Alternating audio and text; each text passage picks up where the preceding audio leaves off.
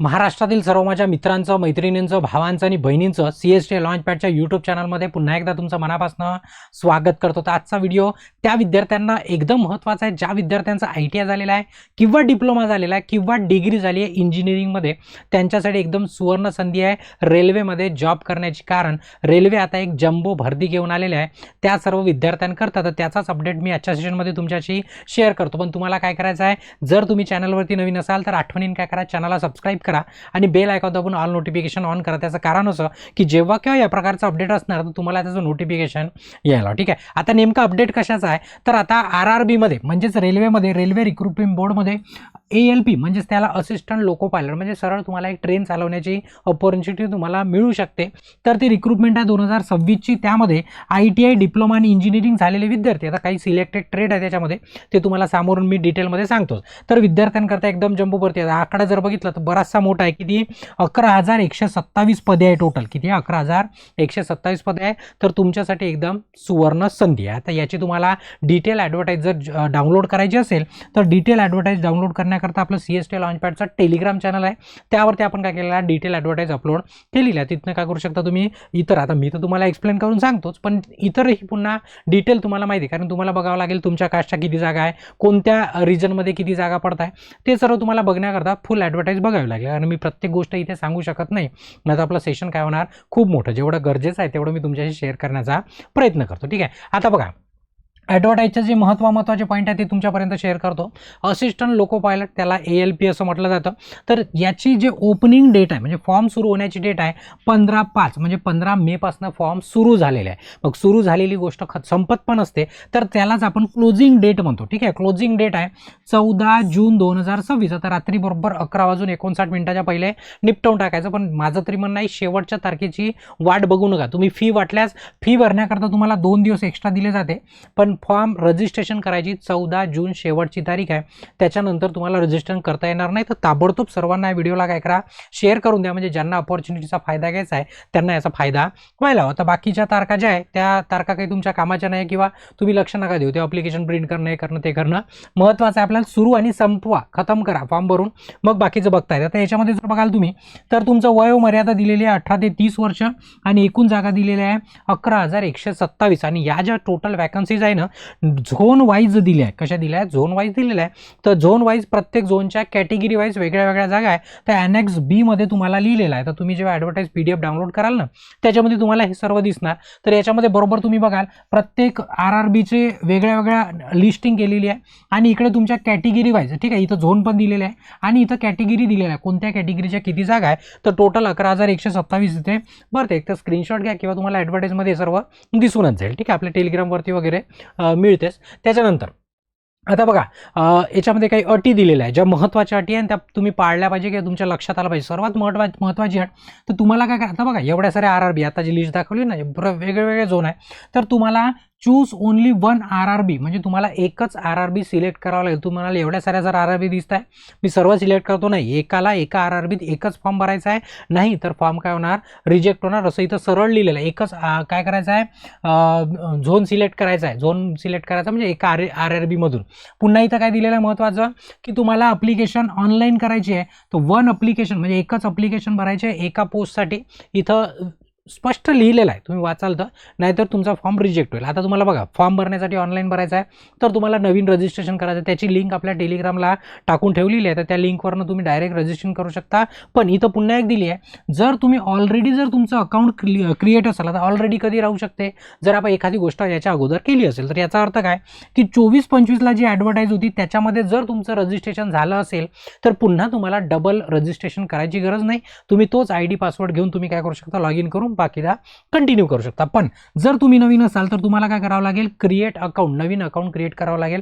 Link टेलिग्रामला टाकलेली आहे. तर आठवणीने टेलिग्रामची लिंक या व्हिडिओच्या डिस्क्रिप्शनमध्ये आहे. ठीक आहे, म्हणजे कुठे आहे म्हणायचं काम नाही. ठीक आहे, हेल्पलाईन नंबर पण दिलेला आहे. काही अडलं तर या नंबरवरती पण काय करू शकता, कॉन्टॅक्ट करू शकता. माझा नंबर नाही आहे, हा RRBचा स्पेशल रिक्रुटमेंट सेलचा नंबर आहे. तर इथे काय करू शकता, संपर्क साधू शकता. ठीक आहे, त्याच्यानंतर आता मेडिकल सर्वात महत्त्वाचं आहे, म्हणजे रेल्वेमध्ये सर्वात महत्त्वाचे आहे डोळे. ठीक आहे, बाकीचं तर राहतेच, पण डोळे जास्त महत्त्वाचे आहे. रेल्वेने डोळ्याला जास्त महत्त्व दिलं, कारण की सर्व डोळ्याचा खेळ जास्त आहे तिथे. तर याच्यामध्ये फिजिकल तर फिट पाहिजेच. ठीक आहे, फिट इन ऑल, साठी ऑल फिट पाहिजे, याच्यात काही शंका नाही. पण त्याच्यामध्ये सर्वात महत्त्वाचं आहे विजन स्टँडर्ड. काय सर्वात महत्त्वाचं विजन स्टँडर्ड? जर तुम्ही चष्मा वापरत असेल तर जाऊन आठवणीने काय करायचं, डिस्टन्स विजन चेक करायचं की 6x6 विदाऊट ग्लास, म्हणजे चष्मा न घालता 6x6 तुमचं विजन असलं पाहिजे. जाऊन डोळे चेक करा, नाही तर अभ्यास करायचा आणि मग माहीत व्हायचं की आपण याच्यामध्ये सेट होत नाही. पहिले हे कन्फर्म करा, मगच अप्लाय करा. नाही तर विनाकारण तुम्ही चष्मा वापरायचे, लहानपणीपासून तुम्ही फॉर्म भरून अभ्यास करायचा, त्याला काय अर्थ नाही. 200% तुम्ही रिजेक्ट होणार किंवा तुमचं रिजेक्शन होणार. ठीक आहे, आता मी तुम्हाला डिमोटिवेट करायचं नाही, जे सत्य आहे ते सांगण्याचा प्रयत्न करून. आपल्या चॅनलची खासियत ते आहे, जे आहे ते आहे, नाही आहे ते नाही आहे. ठीक आहे, तर विदाऊट ग्लास 6x6 असलं पाहिजे. त्याच्यानंतर नियर विजन, म्हणजे जवळचं जे विजन आहे ते 0.6 असलं पाहिजे विदाऊट ग्लास, म्हणजे चष्मा न लावता, ग्लास न वापरता. याच्यामध्ये पुन्हा एक महत्त्वाचं आहे की तुम्हाला कलर विजन नसलं पाहिजे, तर कलर ब्लाइंडनेस म्हणतो सर्वात महत्त्वाचं त्याच्यामध्ये. म्हणजे सरळ सोप्या भाषेत सांगायचं झालं तर तुम्हाला डोळ्याचा कोणताच आजार नसला पाहिजे, ते सर्वात महत्त्वाचं आहे. पुन्हा इथे दिलं आहे बायकुलर विजन आहे, फील्ड ऑफ विजन दिला, नाईट विजन दिलेला आहे. असे वेगवेगळ्या बिमार आहे, डोळ्याचा कोणताच बिमार नाही पाहिजे, एवढं फक्त लक्षात ठेवा. आणि चष्मा वापरायचं काम नाही, किंवा चष्मा तुम्ही लॅसिक ऑपरेशन जरी केलं असेल, चष्मा रिमूव्ह करायचं तरी पण ते चालत नाही, त्याच्यामध्ये ते पकडल्या जाते मेडिकलमध्ये. ठीक आहे, कारण मेडिकल काही आपल्या घरी होत नाही, त्यांच्या स्टँडर्डनुसार होत. त्याच्यानंतर एज तर दिलेलं आहे 18 ते 30, मी सांगितलं तर 30 वर्ष कोणासाठी, ओपनच्या विद्यार्थ्यांसाठी. पण जर तुम्ही SC किंवा ST कॅटेगरीमध्ये येत असाल तर तुम्हाला 5 वर्षाचं रिलॅक्सेशन आहे, 5 वर्षाचं रिलॅक्सेशन आहे. आणि जर तुम्ही OBC मध्ये येत असाल, तेही नॉन क्रिमिलेअरमध्ये. ठीक आहे, OBC 2 असतात, एक ओपनवाला OBC, एक नॉन क्रिमिलेअर. तर नॉन क्रिमिलेअर असाल तर 3 वर्ष तुम्हाला रिलॅक्सेशन, म्हणजे 30+5 आणि 30+3 अशा पद्धतीचं. बाकीचं पण खूप मोठा टेबल आहे, तुम्ही कशामध्ये मोडता ते बघून घ्यायचं. आता मी महत्त्वाचं जेवढं आहे तेवढं तुम्हाला सांगण्याचा प्रयत्न करतो. ठीक आहे, आता एक्झामिनेशन फी किती आहे? आता एवढ्यान बरं आहे की बाकी स्टेटसारख्या म्हणा किंवा बाकीच्या डिपार्टमेंटसारखी फी काही हजारामध्ये नसते, म्हणजे एक चांगली गोष्ट आहे. ॲक्च्युअली रेल्वेकडनं शिकण्यासारखं आहे.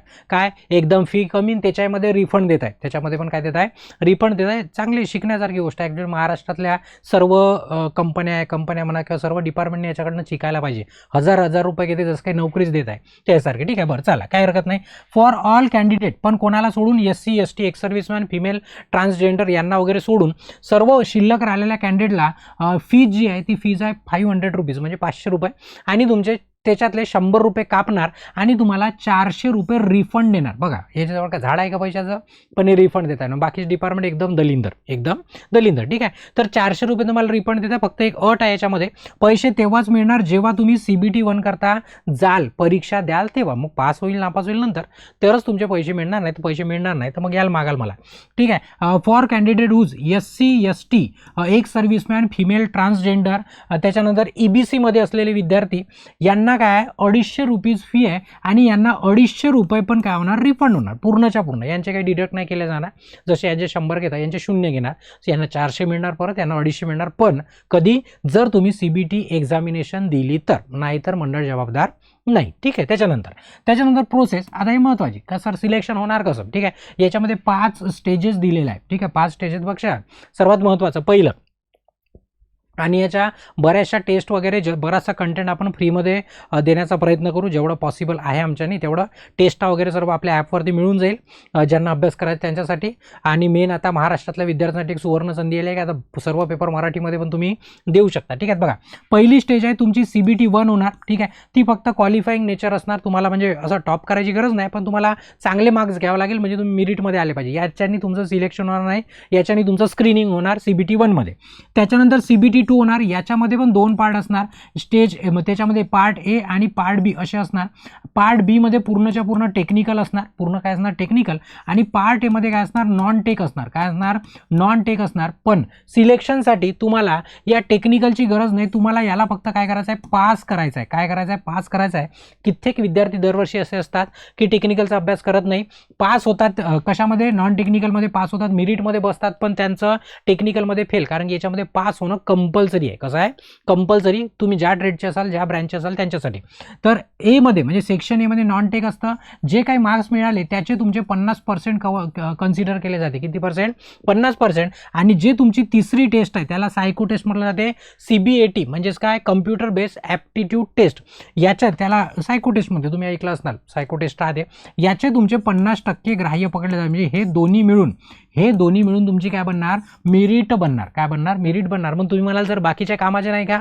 बाकीच्या शिवाय तुम्ही इथपर्यंत पोहोचू शकत नाही, हे लक्षामध्ये ठेवायचं. त्याच्यानंतर मग डॉक्युमेंट व्हेरिफिकेशन आणि मेडिकल. बाकी सांगायची काही गरज नाही, एकदम सोपं आहे. तर तुम्हाला पुन्हा पेपर पॅटर्न तुम्हाला एकदा सांगून देतो. काय बघा, फर्स्ट स्टेज CBT 1 जो आहे त्याचा पॅटर्न कसा आहे? 60 मिनिट असणार पेपर, एका तासाचा पेपर असणार. 75 प्रश्न 75 मार्कासाठी, एक प्रश्न एका मार्कासाठी. आणि त्याच्यामध्ये 1/3 काय असणार? Negative marking. सब्जेक्ट कोणते असणार त्याच्यामध्ये?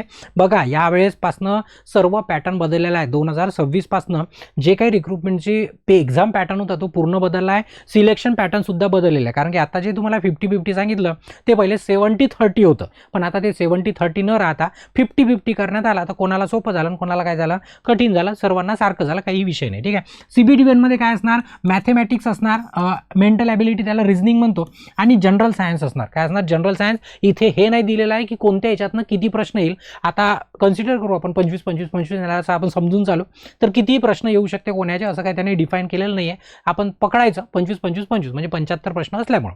आता हे सर्व आपलं जे विद्यार्थी हॅकरमध्ये असणार त्या हॅकरचं बराचसा सिलेबस या 2 याच्यातला आपल्या हॅकरमधनं तुमचा कव्हर होऊन जाईल. ठीक आहे. मग जे दुसरी CBT आहे त्या दुसरी CBT मध्ये 2 पार्ट असतात. कोणते 2 पार्ट असतात? पार्ट ए असतात 90 मिनिटाचा, त्याच्यामध्ये 100 प्रश्न आहे. ठीक आहे, ते नॉन टेक असतं. आणि पार्ट बी काय असतं? एका तासाचा 75 प्रश्न असतं. काय असतं? 75 प्रश्न. तर पार्ट एचा जो सिलेबस आहे, पार्ट एच्या सिलेबसमध्ये मॅथ आला, जनरल इंटेलिजन्स अँड रिझनिंग आलं, ते पहिले होतं तेच जवळपास. आणि याच्यामध्ये बेसिक सायन्स आणि इंजिनिअरिंग आलं. काय आलं? इंजिनिअरिंग आलं. हा पार्ट एचा. तर याच्यातले काय होणार तुमचे? याच्यामधले तुमचे 50% बाहेर काढले जाईल. म्हणजे मिळालेल्या मार्काचे 50% कन्सिडर केले जाईल. आणि जी सायको टेस्ट होणार आहे CBAT टेस्ट, त्याच्यातले 50% मिळून तुमचं सिलेक्शन होणार. पण तुम्ही म्हणाल सर ये भी छोड़ देंगे तो आप यहाँ तक आएंगेच नाही, और तुम्ही म्हणाल सर पार्ट बी सोडून देतो तर जमून जाईल, तरी ते काही जमणार नाही. तुम्हाला इथं पण पास करणं कंपल्सरी आहे. कसं आहे? कंपल्सरी. पार्ट बी मध्ये काय असणार सिलेबस? DGTचा म्हणजे ITIचा जो सिलेबस आहे तुमच्या ट्रेडचा, म्हणजे तुम्ही ज्या ट्रेडचे असाल त्या ट्रेडचा सिलेबस. आता कोणते ट्रेड इलिजिबल आहे ते तुम्हाला समोर सांगतो. पण जर तुम्ही इलेक्ट्रिशियन किंवा वायरमनचे विद्यार्थी असाल तर या पार्ट बी साठी आपल्या ॲपमध्ये कोर्स आहे विद्युत ब्रह्मास्त्र नावाचा. तर या जो तुमचा ALP आहे, ठीक आहे, ALP CBT 2 मधला पार्ट तुमचा बी, सेक्शन बी पूर्णपणे काय होणार याच्यातनं 100% कव्हर होणार. कारण की हा जो कोर्स आहे DGTच्या सिलेबस आधारित पूर्णपणे स्पर्धा परीक्षेकरता तयार केलेला कोर्स आहे इलेक्ट्रिशियन आणि वायरमनच्या विद्यार्थ्यांसाठी. अधिक माहितीसाठी तुम्ही इन्स्टिट्यूटच्या नंबरला संपर्क साधू शकता, किंवा म्हणजे हा कोर्स सर्वच परीक्षेकरता तुम्हाला कामी पडणार आहे. असं आहे, आत्ताही पडणार आहे, कधी पडणार. टेक्निकल वाचणं आपल्यासाठी एकदम महत्त्वाचं आहे. किंवा ॲप डाउनलोड करायची CST लॉन्चपॅड, त्याच्यातून तुम्ही डिटेल माहिती घेऊ शकता. चला, मुद्द्याची गोष्ट. ठीक आहे. त्याच्यानंतर पार्ट बी. ठीक आहे. पार्ट बी मध्ये आता इलिजिबल कोण आहे ते महत्त्वाचं. डिग्रीवाले विद्यार्थी पण याच्यात इलिजिबल आहे, डिप्लोमावाले पण याच्यामध्ये इलिजिबल आहे. तर फक्त काय करायचं? ITI वाल्यांना काही नाही, सोपं आहे. आपला ट्रेड सिलेक्ट करायचा, कोणता इलेक्ट्रिशियन आहे, वायरमन आहे, फिटर आहे, जो काही आहे. ITI वाल्यांचं लोड नाही. पण जर तुम्ही डिप्लोमा किंवा तुमचा डिग्री झाले असेल तर तुम्हाला पण ट्रेड चूज करायचा आहे. तुम्हाला काय करायचं आहे? पार्ट बी साठी आत्ताच तुम्हाला फॉर्म भरताना ट्रेड चूज करायचा आहे. चूज करत असताना तुम्हाला हे माहीत पाहिजे की नेमका आपण कोणत्या गटामध्ये मोडतो, कोणते डिप्लोमावाले किंवा इंजिनिअरिंगवाले याच्यामध्ये इलिजिबल आहे. Electrical engineering, electronics engineering, mechanical engineering, automobile engineering आणि यांचा कंबो जे बनलेली इंजिनिअरिंग आहे, जसं इलेक्ट्रिकल अँड इलेक्ट्रॉनिक्स अशी पण एक ब्रँच आहे, ते पण याच्यामध्ये इलिजिबल होऊ शकते. ठीक आहे. तर मग तुम्ही इलेक्ट्रिकलवाले असाल तर तुम्हाला सिलेक्ट करावं लागेल की याच्यापैकी नेमका तुम्हाला कोणत्या ट्रेडचा पेपर द्यायचा आहे. एवढं काही कंबाईन येणार नाही. तुम्हाला तुमचा ट्रेड तुम्हाला मेन्शन करावं लागेल. इलेक्ट्रॉनिक्सवाल्यांना इलेक्ट्रॉनिक्स आहे, मेकॅनिकलवाल्यांना मेकॅनिक्स आहे. तर हे बदलवता येणार नाही. बघा, प्रत्येक गोष्ट फॉर्म भरेपर्यंत बदलवता येणार, त्याच्यानंतर चेंज करता येणार नाही. ठीक आहे. त्याच्यानंतर आता सर्वात महत्त्वाचं आणि गुड न्यूज बनू शकते एक प्रकारे, की सर्वच आता ॲक्च्युली बऱ्याच ठिकाणी होत पण होतं, पण आता पुन्हा नवीन झालं की आता जो पेपर आहे, एक्झाम आहे, ती इंग्लिश प्लस हिंदीमध्ये व्हायची मॅक्स ठिकाणी मॅक्स पोस्टसाठी. आता इंग्लिश प्लस हिंदीमध्ये तर पेपर आहे, याच्यामध्ये काही शंका नाही. प्लस पुन्हा अँड 13 रिजनल लँग्वेज. आपली रिजनल लँग्वेज कोणती आहे? आपली आहे मराठी. आपली कोणती आहे? मराठी. तर बऱ्याच विद्यार्थ्यांना ते हिंदी समजायला कठीण जाते. तर तुम्हाला इंग्लिश असणार, हिंदी तर असणारच ऑप्शनमध्ये, पण तुम्ही कंपल्सरी आपली मराठी थर्ड लँग्वेज काय करू शकता? सिलेक्ट करू शकता. काय करू शकता? One among the list online application form भरताना काय करायचं? तुम्हाला सिलेक्ट करायचं आहे आठवणीने. म्हणजे तुम्ही आता पेपर देताना मराठीत सुद्धा पेपर देऊ शकता. तुमच्यासाठी खूप महत्त्वाची गोष्ट आहे. तुमच्यासाठी म्हणण्यापेक्षा महाराष्ट्रातल्या सर्वच विद्यार्थ्यांसाठी एकदम बेस्ट अपॉर्च्युनिटी आणि बेस्ट त्यांच्यासाठी चान्स पण आहे की आता आपल्याला मराठीमध्ये आपल्याला थोडंसं काय जातं? सोपं जातं. त्याच्यामध्ये काय काय क्वालिफिकेशन लागतं ते क्वालिफिकेशन सांगतो तुम्हाला. मिनिमम क्वालिफिकेशन बघा, तुमचं 10वी झालं असलं पाहिजे कंपल्सरी. 10वी काय असलं पाहिजे? कंपल्सरी. सोबत तुमचा ITI झालेला पाहिजे, ते SCVT असो किंवा NCVT असो. त्याच्यामध्ये ट्रेड दिलेला आहे तुम्हाला. फिटर आहे, fitter, electrician, instrument mechanic, millwright maintenance, त्याच्यानंतर electronics mechanic motor, wireman, tractor mechanic, armature and coil winder, त्याच्यानंतर mechanic diesel, heat engine, turner, machinist आणि RAC. एवढे ट्रेड आहे. एवढ्या ट्रेडपैकी जर तुमचा ट्रेड असेल तरच तुम्ही फॉर्म भरू शकता. कमेंट करायची नाही आणि फोन पण करायचा नाही, सर माझा हा ट्रेड आहे, मी भरू शकतो का? जर तुमचं माझ्यामध्ये त्याचं उत्तर मी आताच देऊन ठेवतो. जर तुमचं या लिस्टमध्ये तुमचा ट्रेडचं नाव असेल तर तुम्ही भरू शकता. एकदम स्पष्ट. याच्या व्यतिरिक्त तुम्ही म्हणाल सर कॉस्मेटॉलॉजी माझा ट्रेड होता, तर भरता येईल काय? ते दिसतंय का? नाही दिसतंय, मग भरता येणार नाही. एकदम स्पष्टपणे. किंवा तुमचं 10वी झालेलं असलं पाहिजे. अप्रेंटिसशिप ॲक्ट 1961 च्या अंतर्गत तुमचं अप्रेंटिसशिप झालेलं असलं पाहिजे, जे की जवळपास नाहीच झालेलं असतं. म्हणजे आपलं साधं अप्रेंटिसशिप वेगळं आणि हे अप्रेंटिसशिप वेगळं, दोन्ही गोष्टी वेगळ्या. आपलं अप्रेंटिसशिप ITIच्या नंतरचं असतं, हे 10वीच्या नंतरचं अप्रेंटिसशिप आहे, ते अप्रेंटिसशिप वेगळं असतं. ठीक आहे, ते 3-3, 4-4 वर्षाचं असतं. त्याच्यानंतर ऑरमध्ये पुन्हा दिलेला आहे. झाले, हे तर इलिजिबल झाले. पुन्हा त्याच्यानंतर जर तुमचा 10वी तर पाहिजे, तुमचा 3 इयर डिप्लोमा किंवा तुमची डिग्री झालेली असली पाहिजे. काय असली पाहिजे? डिप्लोमा किंवा डिग्री झालेली असली पाहिजे. कोणत्या ब्रँचमध्ये? एकतर मेकॅनिकल, एकतर इलेक्ट्रिकल किंवा इलेक्ट्रॉनिक्स, ऑटोमोबाईल किंवा मग कंबाईन किंवा काय कंबाईन. एवढेच ट्रेडचे विद्यार्थी, एवढेच ब्रँचचे विद्यार्थी इलिजिबल आहे. तेही सांगितलं कोणत्या ब्रँचचे विद्यार्थी कोणत्या ट्रेडसोबत इक्विव्हॅलंट आहे आणि कोणता ट्रेड त्यांना सिलेक्ट करायचा. तर ही होती तुमची ॲडव्हर्टाईज. कशाची? आपल्या RRB ALPची. तर बरीचशी मोठी ॲडव्हर्टाईज आहे. तर महत्त्वाचे पॉईंट तुमच्याशी शेअर कर, जेणेकरून तुम्हाला इथून हे डिसाईड करता आला पाहिजे की मी फॉर्म भरला पाहिजे की नाही भरला पाहिजे, भरू की नाही भरू. ते तुमचा प्रश्न इथं सुटून जाते. म्हणजे जे महत्त्वाचे पॉईंट होते ते मी कव्हर करून दिले. बरेचसे आहेत. ऑनलाईन भरायचे, फोटो किती पाहिजे, साईन किती पाहिजे, कशी पाहिजे, ते सर्व एवढं डिटेल सांगायची गरज नाही आहे. तुम्ही हुशार आहे, कारण की आजच काही तुम्ही बाहेर निघून अभ्यास करायला लागले नाही, तुम्ही पूर्वीपासून जुळलेलं आहे. तर ही माहिती होती आपली RRB ALPची. 11,127 पदे होते. तर व्हिडिओ आवडला असेल तर आठवणीने काय करा? व्हिडिओला लाईक करा. जास्तीत जास्त तुमच्या मित्रांपर्यंत, परिजनांपर्यंत या व्हिडिओला काय करा? शेअर करा. ना अजूनपर्यंत जर चॅनलला सबस्क्राईब नसेल केलं तर आठवणीने काय करा? चॅनलला सबस्क्राईब करा. आता असेच तुम्हाला अपडेट मी देत राहणार. तिथे या सेशनला थांबवतो आणि ब्रेक घेतो. धन्यवाद.